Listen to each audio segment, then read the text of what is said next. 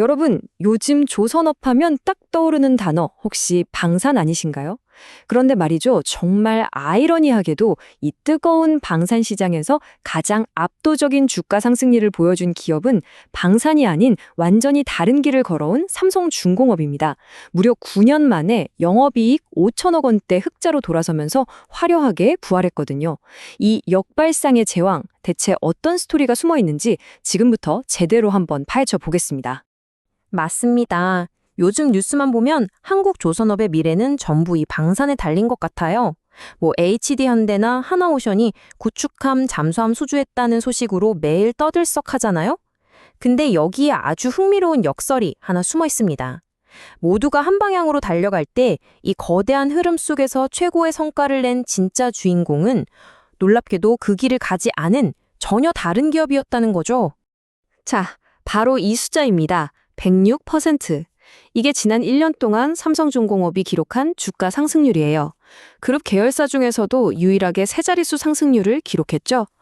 아니, 모두가 방산 노래를 부를 때 삼성중공업은 대체 뭘 했길래 이런 엄청난 결과를 만들어낸 걸까요? 네, 바로 이 질문이 오늘 우리가 풀어볼 핵심입니다. 업계의 가장 큰 흐름, 이른바 대세를 따르지 않고 오히려 꿋꿋하게 자신만의 길을 걸어간 삼성중공업의 전략, 그게 과연 무엇이었을지 자 한번 깊이 들어가 보시죠. 첫 번째 파트, 아웃라이어 조선사입니다. 여기서부터 조선업계 빅3의 전략이 얼마나 극명하게 갈라졌는지 한번 살펴보겠습니다. 먼저 우리나라 조선업계를 이끄는 빅3입니다. HD현대중공업, 하나오션, 그리고 오늘의 주인공 삼성중공업, 네, 바로 이 세 회사가 글로벌 시장을 쥐락펴락하는 핵심 플레이어들이죠. 바로 여기서 운명이 갈립니다. HD현대와 하나오션은 전 세계적인 국방비 증액이라는 아주 확실한 트렌드에 올라탔습니다. 군함, 잠수함, 이건 안정적인 선택이었죠. 하지만 삼성중공업은요, 완전히 다른 곳에 올인을 했습니다. 바로 극소수만 만들 수 있는 아주 높은 기술력이 필요한 고마진 상선 시장이었습니다. 그러니까 남들이 다 새로운 기회를 찾아서 방향을 틀 때 삼성중공업은 오히려 한 우물을 더 깊게 파고든 겁니다.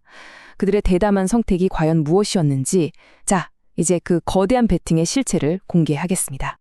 그 베팅의 실체, 바로 FLNG입니다. 삼성중공업이 회사의 명운을 걸었던 기술, 이른바 바다위 가스 공장에 대해서 한번 알아보겠습니다. 와, 지금 보시는 이 거대한 구조물, 이게 바로 FLNG 코랄3입니다. 상상이 가시나요? 이 설비 하나가 육지에 있는 가스 생산기지 전체를 대신하는 겁니다. 이 엄청나게 복잡한 기술이 바로 삼성중공업 이야기의 핵심인 거죠. 좀 더 자세히 볼까요? FLNG는요, 바다 한가운데서 천연가스를 뽑아내고 그걸 영하 162도로 차갑게 식혀서 액체로 만들고 또 거대한 탱크에 저장했다가 다른 운반선에 옮겨 싣는 것까지 이 모든 과정을 한 곳에서 다 처리합니다. 말 그대로 바다 위를 떠다니는 종합가스 플랜트인 셈이죠. 근데 이 기술을 지켜내는 길이 결코 쉽지 않았습니다. 2010년대 조선업에 엄청난 불황이 닥쳤을 때 경쟁사들은 돈도 안 되는 이 FLNG 기술을 다 포기했어요. 하지만 삼성중공업은 달랐습니다. 유상증자에 무상감자까지. 정말 뼈를 깎는 고통 속에서도 이 기술의 끈을 놓지 않았던 거죠. 바로 그 뚝심이 오늘날 FLNG 시장을 독점하는 엄청난 결과로 돌아온 겁니다. 자, 그 뚝심의 보상, 과연 얼마나 달콤했을까요? 이제 숫자가 모든 걸 증명해 줄 시간입니다.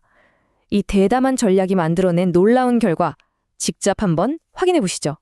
DS투자증권의 전망치를 한번 보시죠. 매출도 물론 2년 만에 30% 이상 성장하지만 진짜 놀라운 건 바로 영업이익입니다.